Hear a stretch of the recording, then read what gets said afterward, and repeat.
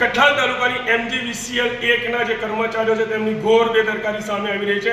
હાલ તો MGVCL કચેરીની અંદર હજુ કર્મચારીઓનો ટાઈમ થયો નથી, તે છતાં અહીંયા ટેબલો ખાલી ખમ છે અને પંખા અને લાઇટ બેફામ રીતે ફરી રહ્યા છે।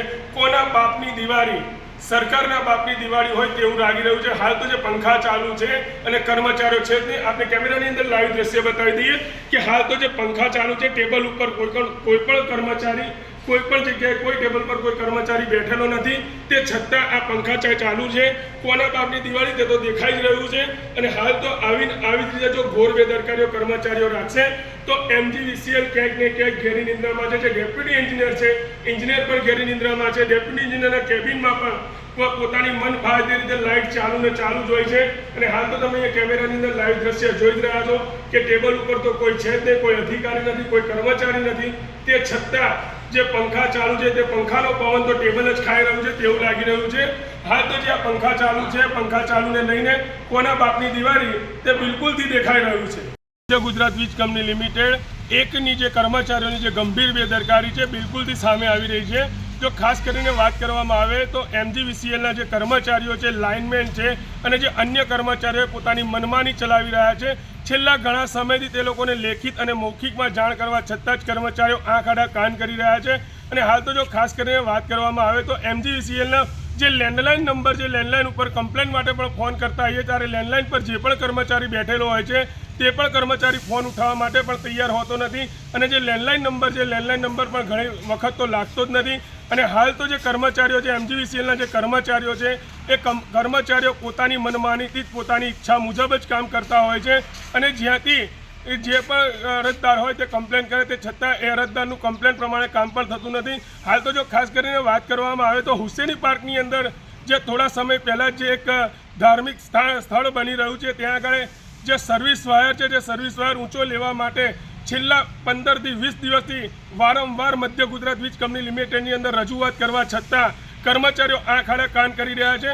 અને હાલ તો મધ્ય ગુજરાત વીજ કંપની લિમિટેડની અંદરથી એવું પણ જાણવા મળી રહ્યું છે કે અમારી પાસે સર્વિસ વાયર નથી, તો સર્વિસ વાયર છેલ્લા 20 દિવસથી નહીં હોવાથી જે હુસેની પાર્કની અંદર ધાર્મિક સ્થળ બની રહ્યું છે તેની અંદર પણ હાલ તો વેખલા ઉતારતા હોય તેવું લાગી રહ્યું છે। અને હાલ તો જે MGVCLના કર્મચારીઓ છે અને MGVCLના જે ડેપ્યુટી એન્જિનિયર છે, એન્જિનિયર પણ આંખ આડા કાન કરી રહ્યા છે તેવું બિલકુલથી દેખાઈ રહ્યું છે। એટલે સાહેબો તો ધ્યાન રાખતા જ નહીં, એવું જ છે ને કઠલાલમાં, કઠલાલ ઓફિસમાં તો સાહેબો ધ્યાન રાખતા જ નહીં ને।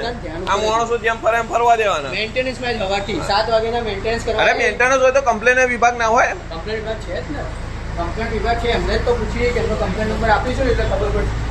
સવારે 12 રાતે 12 વાગ્યાની કમ્પ્લેન લખાઈ છે, હા 9 વાગ્યાની।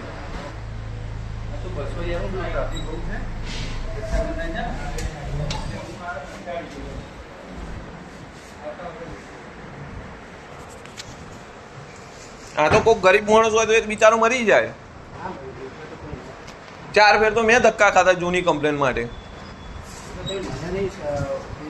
હેલો, આજે કોણ પાર્ટીમાં?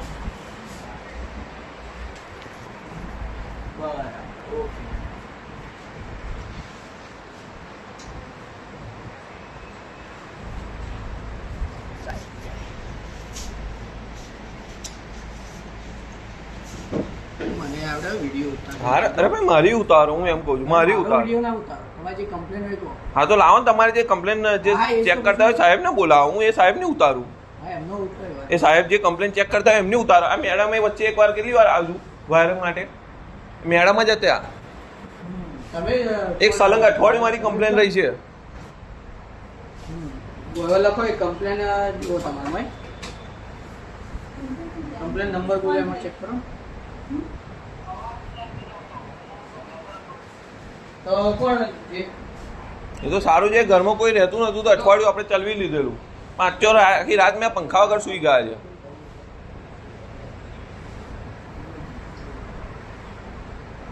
બોલો કમ્પ્લેન નંબર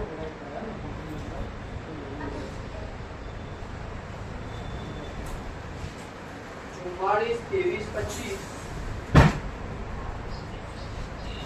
10 211।